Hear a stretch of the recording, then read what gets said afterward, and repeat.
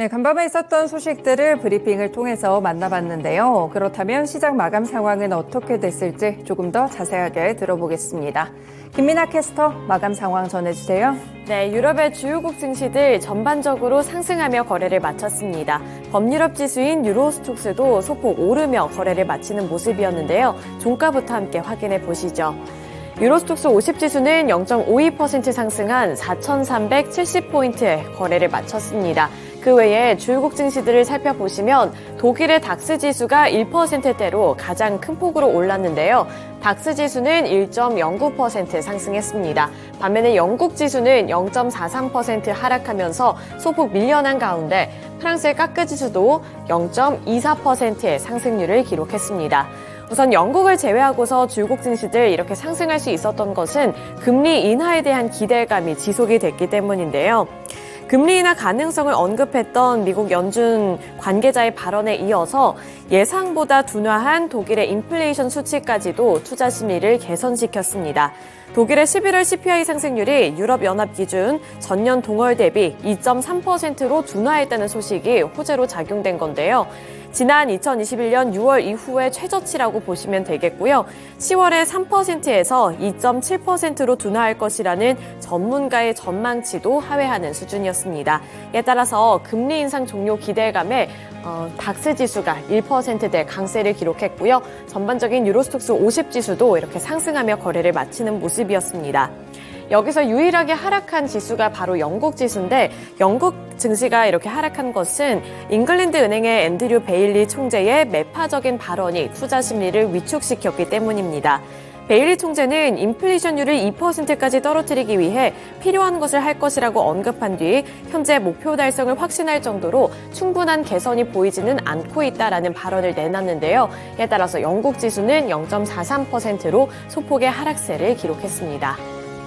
네, 이어서 국제 유가 확인해 보겠습니다. 원유 선물 가격 확인해 보시면 1%대 강세를 기록했고요. 1.71% 상승한 77.72달러의 종가를 기록했습니다. 이제 오펙 플러스 회의를 앞두고서 이렇게 상승하는 모습이 나타난 건데요. 외신 보도 내용에 따르면 산유국들이 원유 생산량을 하루 100만 배럴 규모로 추가 감산하는 방안을 검토하고 있다는 보도가 나오면서 이렇게 국제 유가는 상승해주는 모습이 연출됐습니다. 네, 이렇게 원유 선물 가격 흐름과 유럽 증시 마감 상황 전달해 드렸는데요.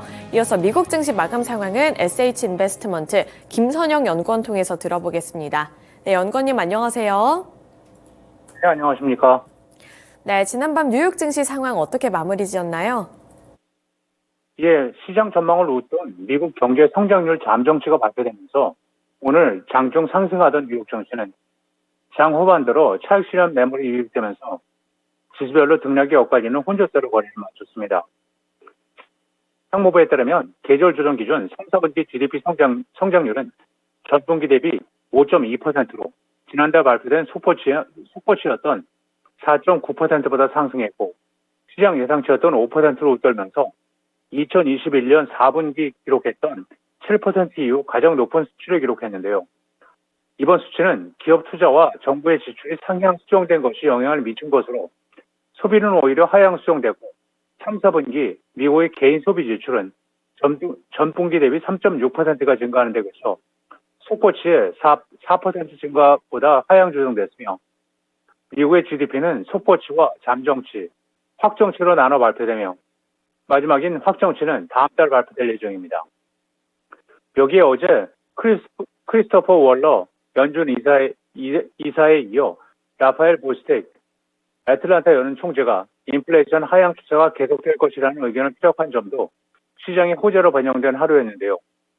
오늘 특징 종목들을 보면 올 초 제시한 기존 2023년 매출 전망을 달성할 것이며 약 100억 달러 규모의 자사주 매입 계획을 발표한 미국 1위 자동차 업체 제너럴모터스가 9.3%의 급등세를 보였던 반면 시장 예상을 크게 하회한 분기 실적과 부진한 향후 실적 전망으로 샌디에고 기반 애완동물 용품 업체인 패코 헬스는 28%의 폭락세를 보였으며 그 외에 건설, 금융, 부동산, 소매, 제조, 운송업종 등이 상승했던 반면 에너지, 유틸리티, 방산업종이 약세를 보였고 벤치마크인 10년 만기 금리는 전일 대비 하락한 4.271%, 달러 인덱스는 전일 대비 0.2% 소폭 반등세를 보였습니다. 억만장자 투자자인 빌 에커먼이 연방준비제도가 현재 시장 예상하는 것보다 더 빠른 내년 1분기 중 금리 인하를 시작할 것이라고 확신했습니다. 퍼싱 스퀘어 캐피탈 매니지먼트의 창립자인 에커먼은 오늘 데이빗 루벤스타인 쇼에 출연해 경제에 영향을 미치는 실질 금리가 인플레이션이 감소하면서 오히려 높아지고 있다면서 인플레이션 추세가 3% 미만일 때 정책 금리가 5.5% 범위에서 움직인다면 실질 금리가 매우 높다고 강조했는데요. 결국 실질 금리가 이처럼 높은 상황에서 연준이 금리 인하를 크게 미룰 이유가 없다라는 의미입니다. 그는 또한 미국 경제가 경기 침체를 촉발하지 않고도 금리 인상이 가능한 이른바 연착륙으로 향하는지 확신하지 못하고 있다면서 연준이 빠른 시간 내에 금리 인하를 시작하지 않는다면 경착륙을 할 가능성이 실제로 있으며 경제가 약화되고 있다는 증거를 목격했다고 지적하면서 그는 지난 10월 미국 경제의 둔화 조짐이 보인다면서 자신이 국채에 대한 숏 매도 포지션을 청산했다고 자신의 트위터를 통해 밝히면서 미 국채 금리의 하락을 부르기도 했는데요. 현재 57세의 에크먼은 지난 2004년 펄싱 스퀘어를 설립했으며 약 170억 달러의 자산을 관리하면서 주주의 행동주의로 명성을 얻은 바 있었습니다. 부동산 업체 리얼티닷컴이 내년도 미국의 주택 가격이 13년 만에 처음으로 하락할 가능성이 있다고 지적했습니다. 리얼티닷컴은 올해 주택의 주택 판매가가 0.2% 상승하고 내년에는 약 1.7% 하락할 것으로 예측을 하면서 이것은 지난 2008년에서 2009년 서브프라임 모기지 이후 주택 위기로 주택 가격이 바닥을 친 2011년 이후 첫 연간 하락을 보인 것이라고 설명을 하고 있는데요. 모기지 금리는 올해 말 7.4에서 2024년 말까지는 6.5%까지 하락하면서 2024년 중 모기지 금리는 6.8%를 기록할 것이라면서 미국의 주택 구매자들이 모기지 금리가 하락할 것으로 예상하면서 더 낮은 금리를 기대하며 수요가 줄어들 수 있다고 주장을 하고 있으며 주택 관련 데이터 업체인 진로그룹은 이달부터 2024년 10월까지 주택 가격이 약 0.2% 하락할 것이라고 전망하고 있으며 전미부동산중개인협회 역시 2024년 2분기부터 주택 판매 중간 가격이 하락하기 시작할 것으로 예측을 하고 있으며 무디스 역시 이달 초 주택 가격이 2024년 8월부터 하락하기 시작해 2025년 말까지는 하락세가 지속될 것으로 예상한다고 밝힌 바 있었습니다. 단기 주가 급등에 베팅하는 콜 옵션 매수 급증에 힘입어 지난 2021년에 정점에 달했던 대표적인 민주식인 게임스톱의 주가가 오늘 20% 폭증해 16달러 25센트의 거래를 마쳤습니다. 마켓워치가 팩트셋의 데이터를 인용한 바에 따르면 게임스톱의 거래자들은 오는 12월 6일로 예정된 회사의 실적 발표 이전 또는 직후에 주가가 2배 이상 오를 경우 큰 보상이 있는 게임스톱의 콜 옵션을 매집하고 있으며 회사의 실적 보고 이틀 후인 12월 8일에 만료되는 콜 옵션 중 행사 가격이 20달러, 22달러, 그리고 22달러 50센트인 옵션을 사들이고 있으며 특히 22달러 50센트의 콜 옵션이 수익을 낼 수 있는 가격으로 인정되려면 현재 주가가 최소 40% 상승해야 한다면서 게임스톱의 주가는 전날 종가가 13달러 49센트이며 행사 가격이 20달러인 콜은 12월 8일 만료 예정인 게임스톱의 콜 옵션 중에서 2만 개 이상의 계약이 성사되면서 가장 거래량이 많았으며 각 옵션의 계약은 보유자가 합의된 날짜나 합의된 가격에 주식을 배주를 사거나 팔 수 있는 권리를 부여하게 됩니다. 마지막으로 내일은 연방준비제도가 주목하는 상무부의 10월 PCE 물가지수가 발표되며 시장 예상은 전달 대비 0.1% 상승이며 이어 부동산 중개인협회의 10월 잠정 주택 매매 건수가 발표되고 시장은 전달 대비 2.3%의 감소를 예상하고 있고 이어 노동부의 주간 실업수당 청구 건수, 공급관리자협회의 11월 시카고 지역의 제조업 PMI, 에너지청의 주간 천연 가스 재고량이 발표되며 얼타 뷰티, 크로거, 암바렐라 잉크, 빅라스, UBS, 주미에스, 델 테크놀로지스, 크래커 배럴, 페이저 듀티, 로열 뱅크 오브 캐나다, 아메리칸 우드마크, 프론트라인, 아카데미 스포츠, 그리고 타이탄 머시너리가 지난 분기 실적을 발표할 예정입니다. 네, 이렇게 실적 발표 일정까지 함께 들어봤습니다. 오늘 말씀 고맙습니다. 예, 감사합니다. 네, 유럽 증시에 이어서 미국 증시 마감 상황 함께 들어봤습니다. 이어서 전일장 국내 증시는 어땠을지 국내 증시 마감 상황도 함께 알아보도록 할 텐데요. 전 코스피 지수는 어제 하락하며 거래를 마쳤습니다. 그 중심엔 기관 투자자들의 매도세가 있었는데 어제 기관 투자자들은 코스피 시장에서 1,388억 원을 매도했고요. 금융투자형 매수 물량도 2,400억 원 넘게 집계가 됐습니다. 이에 따라서 코스피 지수는 하락하는 모습이었는데 그 낙폭이 그다지 크지는 않았다는 점도 확인해 보셔야겠는데요. 코스피 지수는 전거래일 대비 0.08% 하락한 2,519포인트의 종가를 형성했습니다. 시가총액 상위 종목들의 흐름도 함께 살펴보도록 할 텐데요. 우선은 반도체주들이 어제는 잠잠한 흐름을 가져갔습니다. 삼성전자가 보합권에 마무리 지었고요. SK하이닉스는 하락하며 마무리 지었는데 SK하이닉스는 0.76%의 하락세를 기록했습니다. 어제는 2차 전지주들 쪽으로 매수세가 들어오면서 2차 전지주들이 강한 흐름을 나타내줬는데요. 셀업체들도 일제히 올랐습니다. LG에너지솔루션 2.76%, 삼성 SDI가 3.63% 올랐고요. LG화학은 보합권에 마무리 지었습니다. 그 외에 소재 종목들도 일제히 급등해줬는데 포스코 퓨처엠이 7.55%의 상승률을 나타냈고요. 포스코 홀딩스도 1.05%의 강세를 기록했습니다. 2차 전지 종목들은 추후에 특징주에 넘어가서 더 자세하게 보도록 하겠고요. 완성차 기업들 보시면 엇갈린 주가 양상입니다. 현대차가 0.48%로 소폭 밀려난 가운데 기아는 1.65%의 상승세를 가져갔습니다. 현대모비스는 1% 넘게 하락 마감했습니다. 네, 그리고 인터넷 플랫폼주들 보시면 카카오 쪽으로 최근 들어서 저가 매수세가 유입되는 모습이 나타나기도 했습니다만 어제는 다시 한번 하락하며 마무리 짓는 모습이었는데요. 카카오가 1.17%의 약세를 기록했고요. 네이버는 보합권에 머물러 있었습니다. 제약바이오 섹터 확인해 보시면 삼성 바이오로직스가 0.28% 상승하면서 강보합권 수준에 마무리 지었고요. 셀트리온이 2%, 그리고 SK바이오사이언스는 1.02%의 약세로 거래를 마쳤습니다. 네, 이렇게 전반적으로 시총 상위 종목들의 주가 흐름 함께 살펴봤고요. 이어서 코스닥으로 넘어가 보도록 하겠습니다. 코스닥은 어제 상승하며 거래를 마쳤습니다. 코스닥은 개인 투자자들과 기관 투자자들의 동반 매도세가 있었지만 외국인 투자자들이 집중적으로 매수하면서 이렇게 상승 전환에 성공한 모습이었는데요. 외국인 투자자들이 어제 코스닥에서 1,500억 원 가까이 매수하면서 코스닥 지수는 전거래일 대비 0.73% 상승한 822포인트 선의 종가를 기록했습니다. 마찬가지로 시가총액 상위 종목들 확인해 보시면 2차 전지주들이 강세를 나타냈는데요. 에코프로 그룹주들 일제히 반등에 성공했습니다.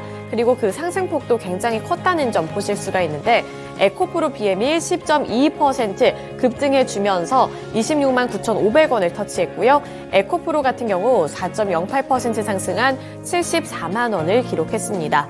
또 LNF도 15% 넘는 급등세 가져가면서 15.95% 상승한 16만 8,700원을 나타냈는데요. 이렇게 에코프로 그룹주라든지 LNF 같은 경우 공통점은 장 후반부에 가서 더 큰 탄력을 받았다는 점입니다. 그리고 반도체 종목들 보시면 전체적으로 봤을 때는 혼조세가 나타났습니다. 하지만 그 안에서 시가총액 상위 종목인 리노공업 그리고 HPSP는 일제히 급등해주는 모습이었는데요. HPSP가 4.25% 상승했고요. 리노공업도 1.31% 추가 상승률을 기록했습니다. 제약바이오 섹터 보도록 하겠습니다. 제약바이오 섹터 확인해 보시면 셀트리온 헬스케어 2% 넘게 밀려났고요. 2.06% 하락하는 흐름이 나타났습니다. 그 외에 셀트리온 제약도 3% 넘게 하락하면서 셀트리온 그룹주들이 어제 전반적으로 약한 흐름을 가져갔다는 점 보셔야겠습니다. 포스코 DX는 0.87%로 소폭 올랐고요. 엔터주들은 여전히 추가적인 하락세 기록하면서 최근 들어서는 잠잠한 흐름을 가져가고 있습니다. JYP 엔터테인먼트 같은 경우 1.16% 하락 마감했고요. SM이 0.91%의 하락세를 기록했습니다. 네, 이렇게 코스닥 시장에서도 시가총액 상위 종목들 전반적으로 봤는데요. 이어서 특징주로 넘어가 보도록 하겠습니다.